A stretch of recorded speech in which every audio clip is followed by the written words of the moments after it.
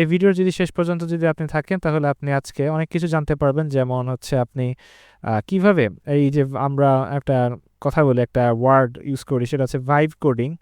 তো এটাকে কিভাবে নিজে কন্ট্রোলে রাখবেন এবং কিভাবে আপনি খুবই ওয়েল স্ট্রাকচার একটা সিস্টেম বিল্ড আপ করতে পারবেন।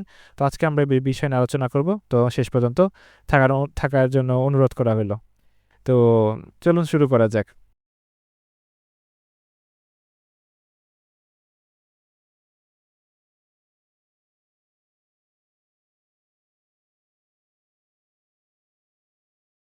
তো ফার্স্ট অফ অল আমি বলে রাখলাম যে আপনি যদি প্রম্পট ইঞ্জিনিয়ারিং এর ভিডিওটা না দেখে আসেন তাহলে অবশ্যই এটা দেখে আসবেন। তারপরে আমি আশা করি আপনি ভিডিওটা দেখেছেন এবং হয়তো আমি একটু ধারণা আমি একটু ভেবে নিচ্ছি যে আপনি হচ্ছে প্রম্পট ইঞ্জিনিয়ারিং এই জিনিসটা খুব ভালো মতো জানেন, ঠিক আছে।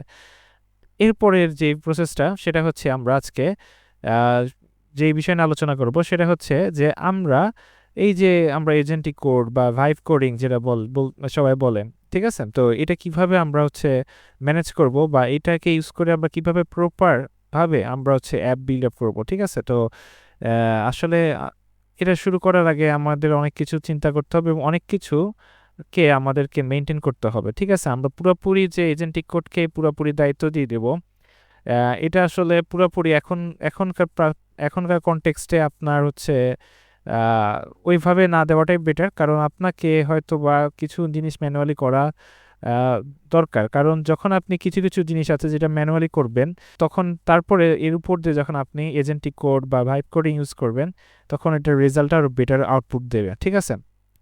তো ফার্স্ট অফ অল আমি বলে রাখি যে আমরা ফার্স্ট স্টেপ হচ্ছে আপনি হচ্ছে যে এই প্রজেক্টের যে পুরো স্ট্রাকচার আছে, ঠিক আছে, সেটাই হচ্ছে আপনি নিজে বিল্ড আপ করার চেষ্টা করবেন, ঠিক আছে। এখন এটা বলতে পারেন যে এটা হচ্ছে কেমন কথা, আমি তো এজেন্টিক কোডকে এজেন্টকে যদি বলে দিই যে আমার এরকম টাইপের একটা অ্যাপস লাগবে এবং আমি যদি তাকে ইনস্ট্রাকশন দিয়ে দিই তাহলে তো সেভাবে বিল্ড আপ করবে। হ্যাঁ, ঠিক আছে, এখনকার যে মডার্ন এজেন্টসগুলো আছে সেগুলো ভালো লেভেলের ক্রিয়েট করে।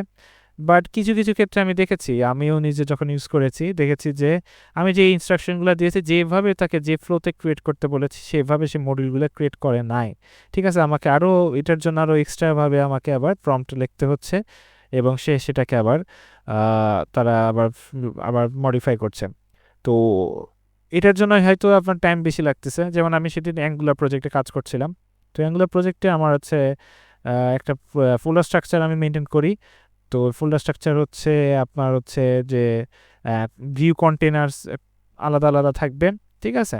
তো এবং প্রতিটা মডিউলে হচ্ছে আপনার রাউটস থাকবে। আমি এইভাবে জিনিসটাকে স্ট্রাকচারই ফলো করে আমি প্রজেক্টটা বিল্ড আপ করতে চেয়েছিলাম। তো আমি তাকে প্রম্পট দিয়েছি এবং সে এজেন্টস যেভাবে ক্রিয়েট করেছে, আমি পরে দেখলাম যে আউটপুট যেটা এসেছে সেটা আসলে পারফেক্টলি সে করতে পারে নাই, কারণ আমি যেভাবে দিয়েছি হয়তো সে বোঝে নাই।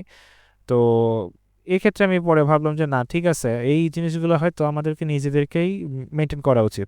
তো ফার্স্ট রুলস হচ্ছে যে আপনি হচ্ছে এই যে প্রজেক্ট বিল্ড আপ করবেন সেটা প্রজেক্ট স্কেলেটন বা প্রজেক্ট স্ট্রাকচার, কনফিগারেশন, এভরিথিং আপনি নিজে ম্যানুয়ালি করবেন, ঠিক আছে।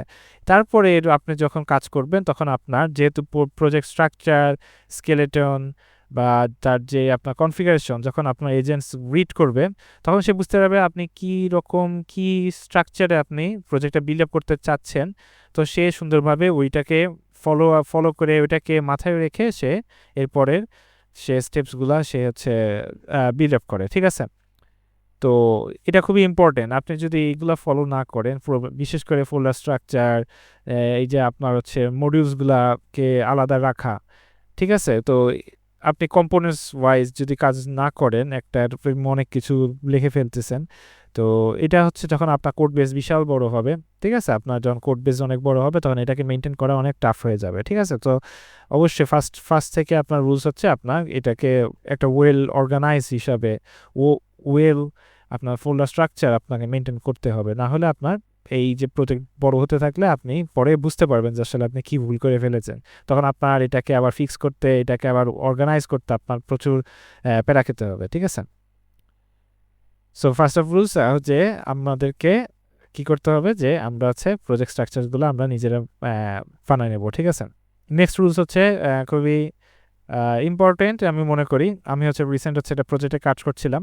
তো প্রজেক্টে কাজ করার সময় আমি দেখলাম যে ঠিক আছে, আমি আমার প্রজেক্টসের রিকোয়ারমেন্টস যেগুলো ছিল সেগুলো আমি হচ্ছে আমার এলএলএমকে বললাম যে এই যে এইটা হচ্ছে আমার এরকম রিকোয়ারমেন্টস, তো আমার এই সিস্টেমের জন্য একটা ডেটাবেস ডিজাইন করে দাও। তো ঠিক আছে, সুন্দর মতো ডিজাইন করলো। বাট ডিজাইনে যখন আমি ওভারঅল ডিজাইন লাস্ট পর্যন্ত দেখলাম, তো কিছু এক্সট্রা আননেসেসারি সে ডিজাইন করেও ফেলেছে, কারণ যেগুলো টেবিলস আমার দরকার পড়তেছে না সেখানে দেখলাম অযথা সে ক্রিয়েট করতেছে, সেখানে সে অনেক কিছু করতেছে। তো এই জিনিসটা আসলে আমি তখন ফিল করলাম যে ঠিক আছে, এই জিনিসগুলো হয়তো আমাদেরকে নিজেদের করা উচিত। তো কখনো আপনি এলএলএমকে ডিজাইন করতে দেবেন না, হয়তো আপনি জাস্ট একটা ডেমো পারপাসে আপনি করতে পারেন, যে আপনি দেখতে পারেন যে আসলে কীরকম দাঁড়াতে পারে, ঠিক আছে, আপনি হচ্ছে একটা আইডিয়া নিতে পারেন।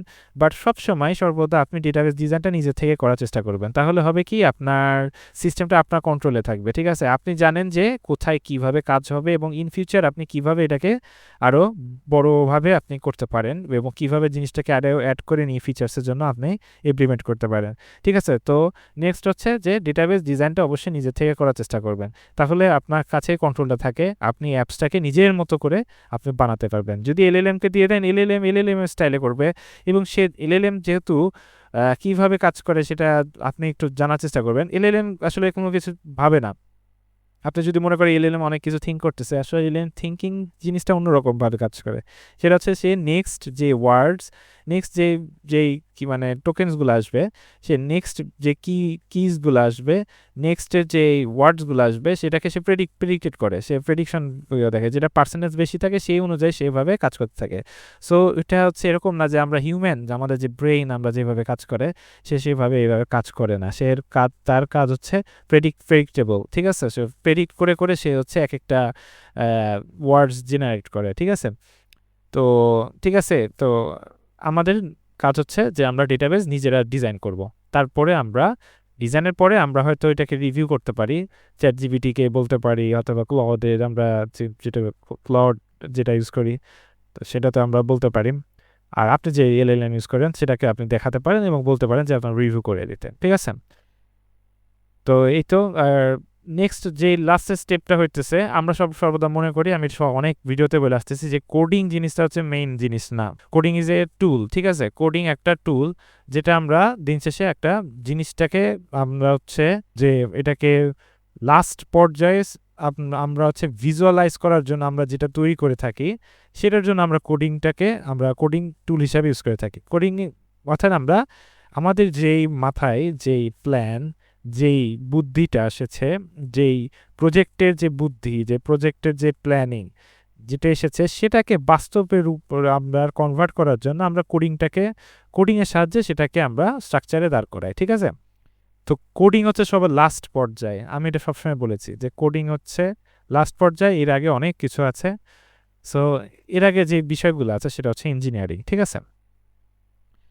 সো ইঞ্জিনিয়ারিং মাইন্ডসেটে যে আমাদের যে সমস্ত থিঙ্কিং ক্যাপাবিলিটি আছে, যে আমরা হিউম্যান, আমরা হচ্ছে বেটার, আমরা হচ্ছে থিঙ্কিং করতে পারি, ঠিক আছে, আমাদের হচ্ছে থিঙ্কিং ক্যাপাবিলিটি সবচেয়ে বেস্ট, ঠিক আছে। আপনার এলএলএম অনেক ফাস্ট কিছু আপনার জেনারেট করে দিচ্ছে, যেমন আপনি হচ্ছে যখন কোড লেখার যে বিষয়টা এসেছে, যেটা এখন কোড লিখেই দিচ্ছে, সো এটা মেনে নিতে হবে যে এআই কোড লিখে দেয়। তো কোড লেখার যে বয়লার প্লেট কোডগুলো আছে যেগুলো আমাদের লিখতে অনেক সময় লাগতো, সেটা এআই খুব দ্রুত লিখে দিচ্ছে। তো বলতে গেলে যে এখন এআই এইগুলো খুব দ্রুত করতেছে, কারণ এটা কম্পিটিশন পাওয়ার অনেক হাই, বাট থিঙ্কিংয়ের দিক থেকে অবশ্যই হিউম্যান সবসময় এগিয়ে থাকবে, এটার কোনো বিকল্প নাই।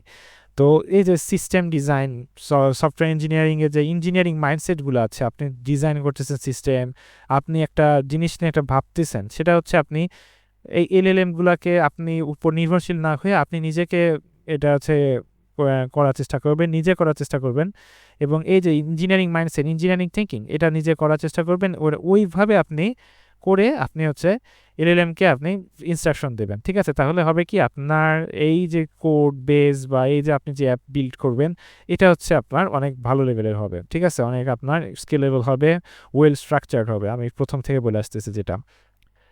তো কোডিং হচ্ছে জাস্ট আমরা এখনও তো কোডিং করি, তাহলে বলে যে এখনও তো আমরা কোডিং করি। হ্যাঁ, কোডিং হচ্ছে জাস্ট এ টুল। আমরা হচ্ছে আমাদের মেইন জিনিস হচ্ছে আমরা ইঞ্জিনিয়ারিং করাটা। ইঞ্জিনিয়ারিং মানে কি, আমরা আর্কিটেকচার আমরা তৈরি করব, সিস্টেম আর্কিটেক্ট করব, সেটাকে আমরা তৈরি করব, কীভাবে স্কেলেবল করব, সেটা হচ্ছে কতটুকু হ্যান্ডেল করতে পারবে। সো এইগুলো মাইন্ডসেট হচ্ছে আমাদের থাকতে হবে, ঠিক আছে, যে এটা হ্যান্ডেল করতে পারবে কিনা, এত ইউজার্স হ্যান্ডেল করতে পারবে কিনা, পার রিকোয়েস্টে এত ইউজার্স রিকোয়েস্ট করবে, সে সিস্টেমটাকে কীভাবে আমি লোড ব্যালেন্স করব।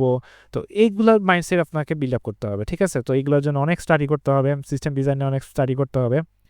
তো এগুলা প্ল্যানিং হচ্ছে আপনাকে করতে হবে, এবং আপনার প্ল্যানিং দিয়েই হচ্ছে আপনি এলএলএম দিয়ে কাজ করে নেবেন, সেটা হচ্ছে কোডিংয়ের যে বিষয়বস্তুগুলো আছে, ঠিক আছে। তো কোডিং হচ্ছে সবার লাস্ট পার্ট, এটা বললাম।